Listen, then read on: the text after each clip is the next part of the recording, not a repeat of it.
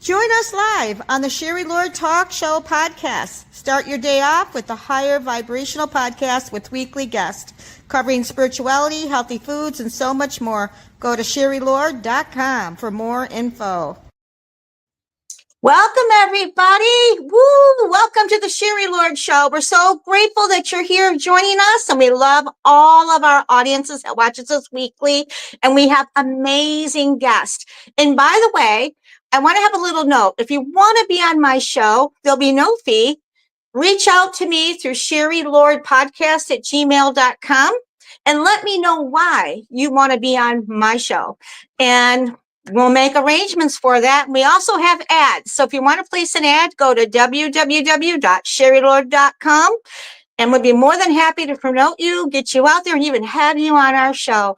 And we have a very special guest that has a really good topic that we can all relate to. And I love her. She's wonderful. She's from Traverse City, Michigan. And she is an amazing writer, an entrepreneur, an author, and a coach, and so much more. Welcome, Lorri Schreiber. I have to say your last name right. Lorri Schreiber. Thank you for joining us. I've known you for a long time and love you. And can you tell people a little bit about you and, where you are, what you're doing, and about the topic, okay, no K, setting boundaries? I think this is a really good topic. Yeah, it's something I learned over the past few years. I spent my life thinking that I was a kind person doing things for people and helping people, and kind of assuming everyone else is really cool too, but I never set boundaries for myself. Someone asked me, someone asked me, and it negatively affected my life a lot. Oh, we're going to do this. Okay. And I just didn't think it through, or what's the best for me or what's the best for my family. And so over the past few years, I kind of got hit the hard way with experiences of just, people you're always there for, then they kind of screw you over, they don't hear, not everyone has the same kind of, thing back. But when I look back into all those times, I always had intuition and gut feelings that I didn't follow. Right. I knew I did things that it was like, maybe even got married, but I never went with that gut feeling that I should have. And, so as I started living more spiritually the last several years, you've been life-changing for me. Thank you with all the therapy work you've done with me. I appreciate it. But I started to recognize that I had a problem not setting boundaries with people, which is interesting because I feel like people in my life, like my sister, we're raised by the same mom. She seems good at setting boundaries, So, and I just thought I was being a kind, helpful person. So I didn't really get it. So when I made a couple decisions, maybe about 5 years ago, number one, to start listening to my intuition. If I hear something, I do it. I don't care what they tell me. Sometimes they've told me to throw $20 on the ground. I've done it, So number one, listen to intuition, but number two, setting boundaries. So then it's but then I was like, okay, I'm at this point now that I can set boundaries, but it's kind of challenging to set boundaries because someone asks you to do something, you're like, well, I'm supposed to set boundaries. So, so it's too much, right? It's too much. So inspired by my son, now 17, he was, it was several years ago. My son, Jack, has Down syndrome. Totally inspired by him, life-changing. He started saying, okay, and no K. And that was because in his brain, that makes sense to him, right? This is okay. Well, this is no K. So I started in my own life taking on the okay, no K over everything. Somebody asked me to be on a podcast. Is that okay or no K? I mean, that easy. Someone says, you want to go out to lunch? I literally take that okay or no K. Yeah, that's okay. Or is it going to interfere with what I have going on? Or am I supposed to do something for someone? Or am I supposed to, I needed my own time or whatever. So even though I know I needed to set boundaries, it was challenging to set boundaries. Until I learned problems. Until I learned this concept of okay, no K. And it's made my life so easy because it's such a simple question. It's such an easy, simple that I ask myself over little things. Wow, this is amazing. A lot of people, it's like a new muscle because it's foreign. They've not had that muscle to say no to things, or a fear. They're a fear that they're not going to like them, or they're going to be mad at them, or you did something terrible by saying no. But I think your life experiences have really helped you strengthen and not only just trust your intuition, but speak your truth without fear behind it, without any repercussions because you said no to something. I think a lot of people can relate to that. A Yeah, lot of people. I think almost everybody at some point in their life relates to that. for sure. And the thing is too, like, because of some of the stuff I've gone through, I had a rough couple years and went through some things, but it brought me to a place outside of that where Okay. I'm so comfortable in my own skin. I'm so comfortable with who I am. Which is funny because I raised my daughters. I have 2 daughters. I remember right when I gave birth, I want my kids comfortable in their own skin. I want them confident. Yeah. I want them, Yeah. and I might have gone overboard with one of them, but they have that. I didn't have that as a teenager. I didn't have that, and I didn't have it most of my life. I do now. I'm very comfortable. I'm comfortable saying no. I'm comfortable. I mean, I did add like a maybe K, Yeah. like my mother asked me to do something, I'm probably going to do it. But it just, but I'm so much more comfortable with that. I wasn't necessarily before, but I look at it too, like all my life, just being there for people and helping people, like just jumping in and then when I go through something, where's everybody? So it's Wow. top of setting boundaries. It has, I'm very, I used to have a ton of friends with everybody. And Yeah. I still am at a distance, but the people I let in close are good quality people that Mhm. bring me up, people that I bring them up, that people that support each other. I don't let Right. people in that are going to sabotage or, Right. um, you know, so it was eye-opening for me. And I wish it hadn't taken me this many years in my life to figure out this stuff. I hope other people that struggle with this can figure it out much earlier, but yeah, and it's always amazing when I see other people who are so good at it from the get-go. Like I feel like my sister is. I feel like she's good Wow. at it. Like why is that? I don't know, but um and I'm still willing to help anyone do anything, but it's got to be the right thing for me too. Right. I think your discernment, your new muscle strengthened through all your life experiences, and that you value. I think there's a value tied to that too. You're valuing yourself, respect, and you're respecting them at the same time. And it needs to be reciprocal. People that I find that when you have a boundary with them are the ones that need them, that don't like them.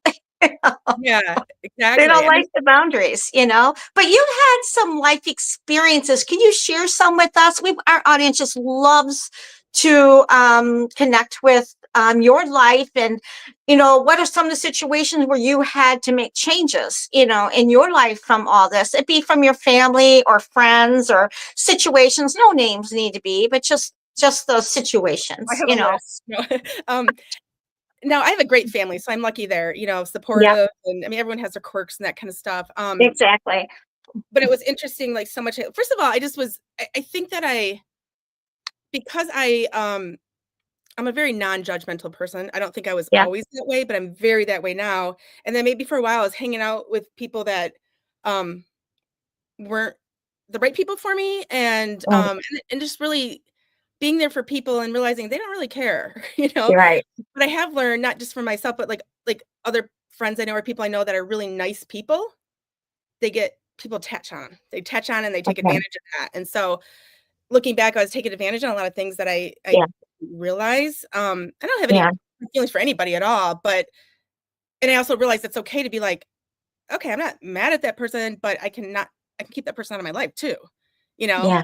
I don't hold any hard feelings and I don't hold any Yeah. judgments, but I don't have to have them around me. Yeah. And I think that's great. and I just went through kind of a stage where like things were happening to me. It was like boom, boom, boom. And um I'm a big believer that life happens for you, not to you. And so even though I went through a really rough stage, like I just felt like I was being attacked and so many things were happening and so many things that At were one unjustified. time. I'm not a perfect person by any means, but it was a lot of things coming at me that was way not justified.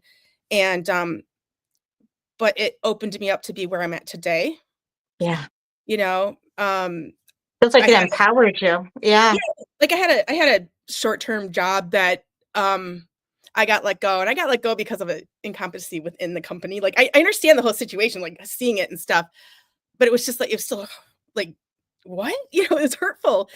And the person let me go wasn't even there, so she just took the word of, like, some person, you know, it's like and Wow. she didn't even ask me any questions or anything, and she was totally off, and then well, later I found out that they're really good friends from high school, so it's like, okay. But, at first it was, like, upsetting, but then it was like, I wouldn't be where I am today had I continued with that. It was just a seasonal Yeah. job, but, I was starting something else too that I'm very successful at now, and I don't think I would have been because I was starting them both at the same time. I don't think I would have been. So Yeah. when it happens at the time, and now I always think about that or going through something, like when it happens at the time, it might feel bad, but it might be happening for you to For a help you good to make for the a next. good reason to yeah. Yeah. Yeah, wow. And I was at a really low place like 2 years ago, and for multiple reasons, like there's just so many examples. But if I hadn't done that, I wouldn't be where I'm at today. And today I'm very happy with myself, by myself. Um, I'll let people in if it's good, you know, for me Yeah. and them. I mean, I set boundaries not just for me, but like I set my own boundaries too. Like, is this okay or no okay behavior? You know, like Yes, um, exactly. well, like and a lot of the stuff is so simple, but people get caught up into their situation. Okay. If you have a husband who's calling you a fat bitch, that's not okay. That's a no okay. 100% a no Yeah. okay. But somehow we get into these. Not that that happened to me, by the way. I should have, you know, I don't want to be out saying that my ex-husband did that. He did not. But like, you know what I mean? That's a no okay, but somehow we Yeah. forget that it's a no okay. That's Yeah. not even it, like some of the behaviors we put up with that Yeah. are definitely no okays, and we forgot that they're no okays. It's like we're too into the situation or something. As an outsider, like when I got out of my marriage and saw things looking back, and it wasn't a bad, it wasn't fighting, it wasn't all that kind of stuff, but looking back, like I didn't even realize all of the stuff that was happening Yeah. that are no okays, completely no Mm. okays, but I didn't even see them when I was in it. Now I do. And now I will never like I won't allow people to treat me certain ways and not in like a you're not gonna get me, just like it's just like, okay, I'm going over here, you stay over there then, you know, like so I and even though like my life might be messier now than it was several years ago, I'm happier inside. You know, I had a happy life. I had like everything was this like picture perfect life, but inside I wasn't. Now everything's messy Yeah. on the outside. Inside I'm clear. I'm good. You know, it's but and I credit you for a lot of that. You know, a lot of this stuff Mm. started with you and going through your sessions in therapy that were life changing for me. Mhm. Um, and I've Mhm. even tried to explain for someone who hasn't been through some of those with you, the therapeutic part is that like you just guided me. You didn't I I did it myself. You guided me, but I Yeah. saw everything myself. I did, you know what I It's mean? to empower you. It's to enlighten you and to empower you. But you made the right choices for you. You got it, you know? You empowered yourself and you have respect for yourself. I think and for others to respect you. I think it's very important. I think you have bloom. And the other thing I love about you, you have to understand she is an amazing writer. I mean, she's got Yeah. a gift and tell us a little bit more about what you do for writing too, because you love writing, and there's other people who want to be a writer. How can you help them? I absolutely love writing. If I, you know, and I do other things now. I always have. Right. I've always done like so many different things. So, like Yeah. trying to you were talking Versatile. earlier, trying to Very versatile. define Yeah. who I am. It's like I've done all this, you know, random stuff. But writing is really where I want to be, where I need to be. I've always done it on the side, you Yeah. know. So, but I've always done a lot of it too. So it wasn't like just here and there. But it started actually. It's kind of funny. So I was in commercial real estate about the time I was having babies and the market was kind of going down. And so I just decided Yeah. I'd be out there fighting for everything. I can stay home. Then I don't sit still. So I started, actually, a friend of mine, she was in the corporate world as well. And we started a book writing club. And it was Yeah. just her and me. No one else joined us. So she and I wrote our first book together while we were home having babies. We wrote from the Vine Exploring Michigan Wineries. It's a coffee table book. It came out in 2008. At the time, there were only 51, actually 50 wineries. One was opening. So we wrote that. And then we were writing for Michigan Wine Country magazine a little bit. Then the Yeah. Department of Agriculture hired us to document the state's wine history. And Wow. while we did, it was like a year long project. And while we did that, we uncovered this amazing history of Michigan wines that even the wine industry didn't necessarily know. Like, we had a big industry in the 1800s, and we were third in the country behind California and New York. I think California and New York. But I'm gonna bring your book up, and we got to go to the side a little bit, but I want people to see it and then let them know how they can get a hold of your book. But I want to bring your book up. well, Can you see it a little bit? Michigan wines. yep. So this is the history of Michigan wines. It goes back 150 years. There's some really fun stories like Prohibition in Detroit, which really never happened. There's a cool story in the UP about hiding wine barrels in the church. Wow. Because the coal miners back then, it was safer to drink the wine than it was to drink water, because the water wasn't clean, and they were Italian immigrants. Like, it was just part of their life. It wasn't like they're getting drunk and drinking wine all day. But so they hid the wine in the church, and then they came in and they dumped it to make a scene for across the country. There's some really fun stories. That's just uncovering those stories made us and actually we didn't even think about writing a book. A publisher contacted Department of Agriculture and they sent it to us. So it was really a fun story to find out. We found out there's a bunch of wineries right after Prohibition in the Detroit area, and just hearing all their family stories and wow. So it's a lot of fun stuff like that. From there, I've just written for a bunch of magazines and stuff. And then interesting, the Michigan Wine Country magazine is published by Detroit Media. So they started publishing the Michigan Cannabis magazine, asked me to write for them. And I'm like, well, I don't know anything. I don't know what's about. I just never been part of my world. And I was actually really excited because, cool, I get to learn something new. And, weed, that sounds fun. And my first assignment was like banking and regulation. So it wasn't quite what I was expecting. But then I wrote an article about Vietnam vets who came back, and they used weed for PTSD, and they opened weed, cannabis businesses. And then how the federal government, since it's not federally legal yet, they can't get it subscribed to them. But it really made a big difference in their life. I had no idea. I didn't smoke, drink, anything when I was a kid, and I was very unfamiliar with the whole cannabis world. So that was eye-opening to me, that people are using it for PTSD. People are using it for pain instead of these pills they're getting addicted to. It opened my world. But so I just had, it's like writing. Actually, Schreiber means writer in German. So I think I was supposed to be a writer. Wow. Absolutely. I mean, it's amazing. And you also, how can people get a hold of the book? Can people purchase the book, or is it online? The first book, we actually won the Michigan Notable Book Award on the first one. It went to reprint right away, but because it's only 50 wineries in, and now there's 400 or something, that one's out of print. But the history obviously will never go away because it's history. And but that's on Amazon. Definitely get it on Amazon. Oh, okay. So they can get it on Amazon. That's huge. And you write for a magazine right now, or several? Here and there. It depends on how busy. I'll get people ask me for assignments once in a while. I'll pitch something. I want to focus more on that. And actually, I'm working on a couple book projects myself. But because it's not pressing some of my other work. So I just recently was I need to block this time. I need to do it. I need to make it happen, because my life is better when I'm writing. That I do know.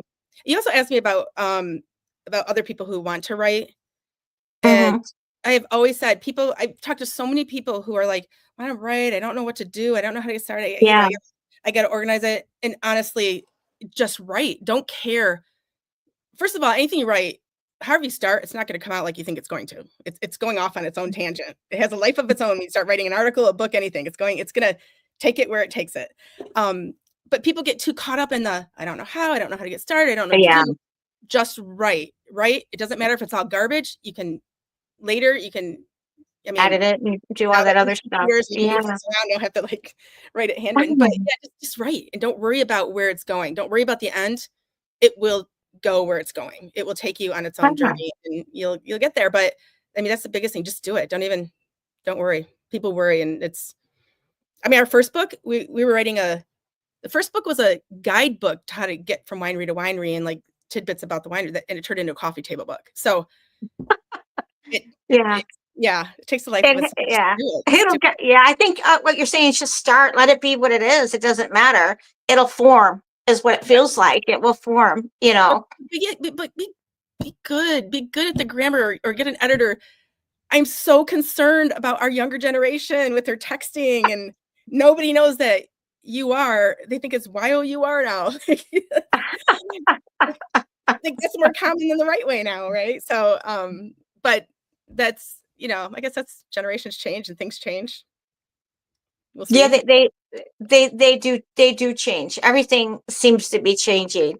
But you also, you had a lot of business experiences, and there's people who want to create their own business or be an entrepreneur. And some of them are an entrepreneur, and some don't realize that they are.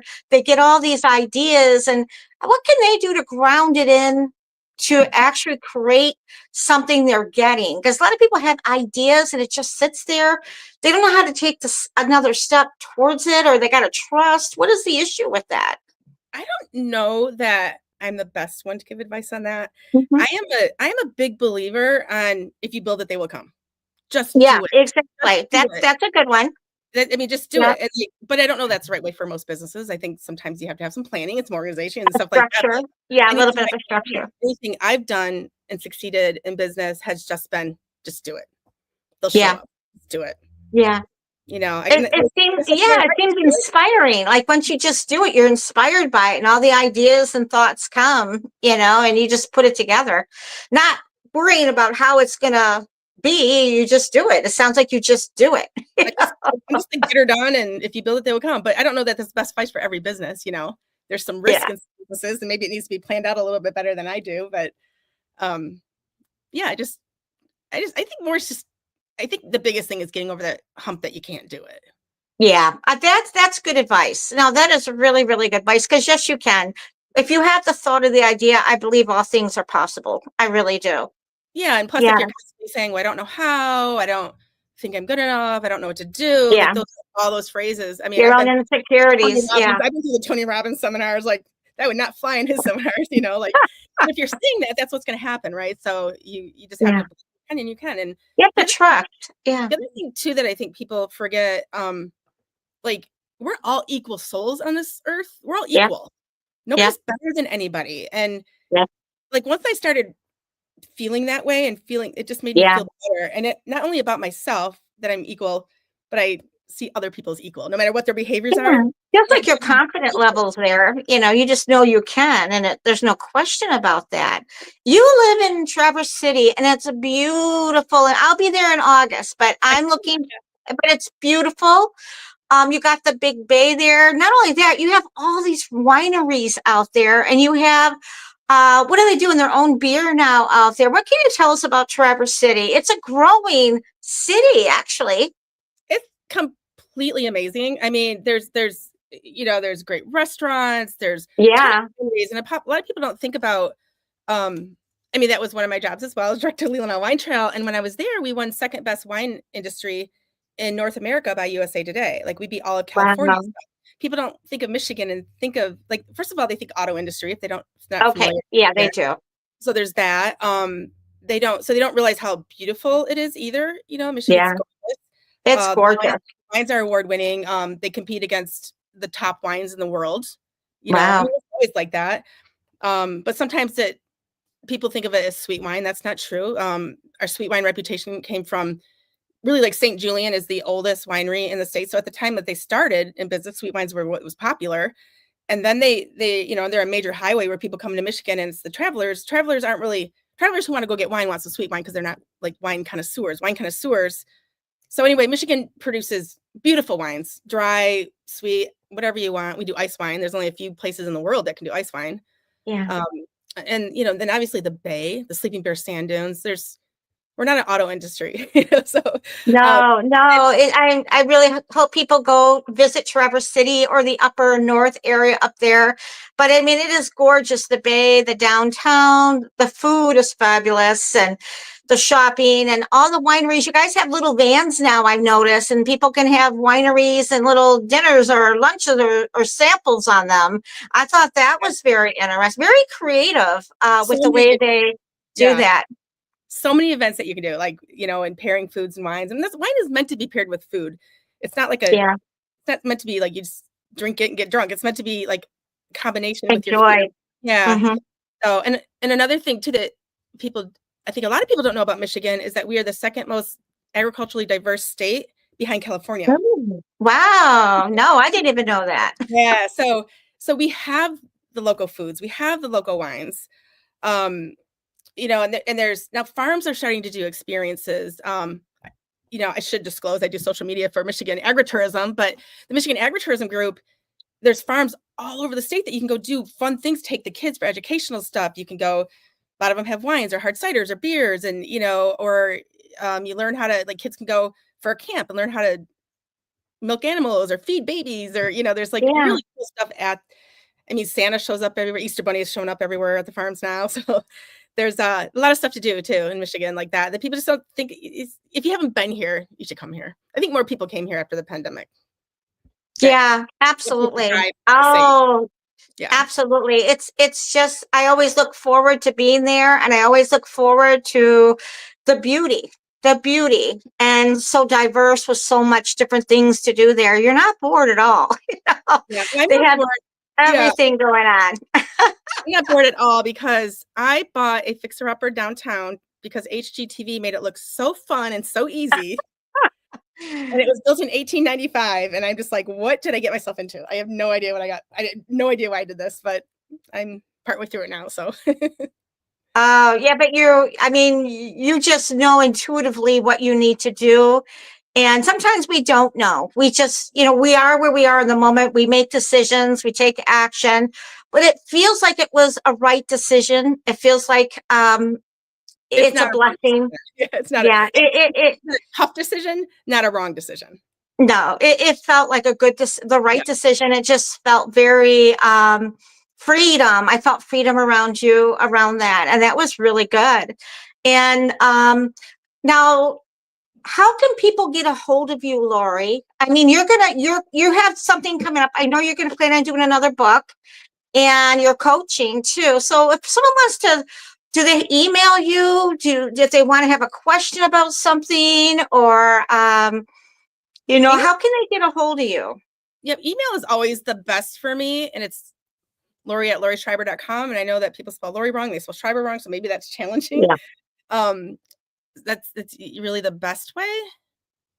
Yeah, if that's easy, because you have your name up on there. You can see your name. How is it? .com or .net, or No, is it Gmail? so it's Lorri@LorriSchreiber.com. Yeah. Oh, wow. No, that'd be easy for people to get a hold of you. Is there anything else you'd like to share before we close?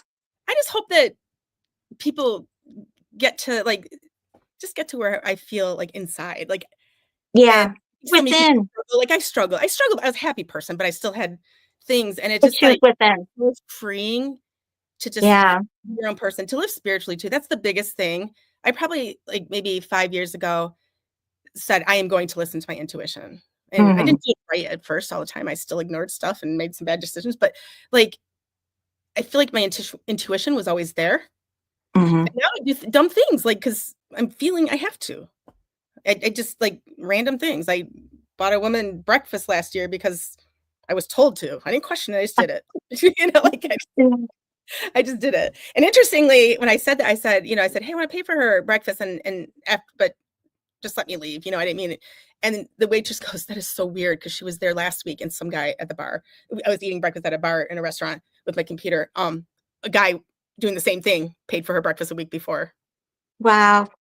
So I don't know her story. I wish I did, just because I'm curious now. But Yeah. it's an example of many things where I'm just listening now. Your heart. Yeah. And sometimes I don't even understand why I'm being told to do something. I just do it because it's probably that person needs Yeah. something. That it probably has nothing to do with me. I'm just Yeah. but I listen to those things now, and I feel like I'm a big believer in karma too. Yeah. So you listen, you do the things you're supposed to. I feel like stuff comes back as well. So, and when I was going through, actually, my whole life, I lost my father when he was 46. My stepdad, but he was my dad to me, and so that's a lot of years. And since then, Exactly. I consistently found shiny pennies in the right situations at the right time when I'm going through something, you know? So someone dropped Right. those for me. Someone, you know, I don't think my Yeah. dad dropped them from heaven or whatever, you know, but like someone was told to drop them or just dropped them or whatever. And it's happened. I can give so many examples. The very like I can pull into a parking lot and park far away, pull in, get out, and there's a penny there. Like a random spot, you know, stuff like that will happen. Yeah. The first one I found when I moved, because I lived downstate for a long time, I moved back to northern Michigan. And within a few months, I took the kids to the Sleeping Bear Sand Dunes, which is a huge climb. You know the sand dunes, right? You've been there? Yeah. Yes. I got to the top and I was sitting there looking at the lakes and there was you know how much sand is there in the sand dunes? And there was a penny right where I sat. Like, how is it even, how is it possible? So, It's, but you know what? Some things we just can't explain, but we just know. We just know they're there. They're yeah, there. They're there. And you are amazing. We so loved having you on our show. We'll have you back. We just loved having you, and we just think you're amazing of your own life experience. And you know, we all have lessons, and when we get it, there's no repeat because you're more aware. You know, and you have a better discernment, and we all have life stuff, you know, and I think this was a really good topics to talk about diverseness, and you were very diverse. You have, and you also do real estate. yeah, I'm a commercial real estate director for KW Commercial in Traverse City. That's what I did before I stopped, you know, stayed home and writing, um, and wrote. But like, I love that too. So it's like I feel Yeah. like I get to do these different things, and I love it. And by the way, just one quick story about when we stayed home and wrote our books and we won that award. Part of the award came from traveling around the state and doing presentations in front of groups of people. And I mean, I was that kid in high school. You can pay me $1 million to get on stage and speak. But apparently, as a stay-at-home mom, $300 in a hotel room out of town was enough for me to get up and speak. It was like a little break, you know what I mean? And so that was also something I didn't think I could do. And so that's we can all do everything. We can do it. Like Yeah. sometimes we just have But to it figure out how felt to do like you had it. such a passion, and you already knew what you were going to talk. It felt like it was just natural for you once you did it. I mean, Passion. there were We'll times where have I got butterflies, you I had know. to have a half a glass of wine before I got up or something. So see, but I did it. Yeah. I did it. You You're know. gonna be so nervous. There's nothing wrong with that, you know. But the main thing is that you did it. I did And I it. think that was so empowering that you did it. And just blessings on your journey. And also for everyone who's watching, we'll have her back on. Go to www.sherrylord.com, SHERRYLORD. We have her information on our website, and you can comment below on our Facebook, and we're also on YouTube and LinkedIn and Instagram. So you can connect from her from there, and you can also get more information. Her book is there too. I will go back and put a note that you can get it on Amazon, which we want you to do, because the winery there is amazing, and you've touched many different branches. You're very versatile, so you can't be just one thing. I feel you get bored. Yeah. But I feel like you're creative, so that's juice there just gets you going, and I think that's beautiful. And thank you for being on our show, Lorri. We're so blessed and have you, and we want to thank all our listeners. Thank you for joining us. We'll see you next week. Thank you. Namaste to all, an abundant, prosperous life.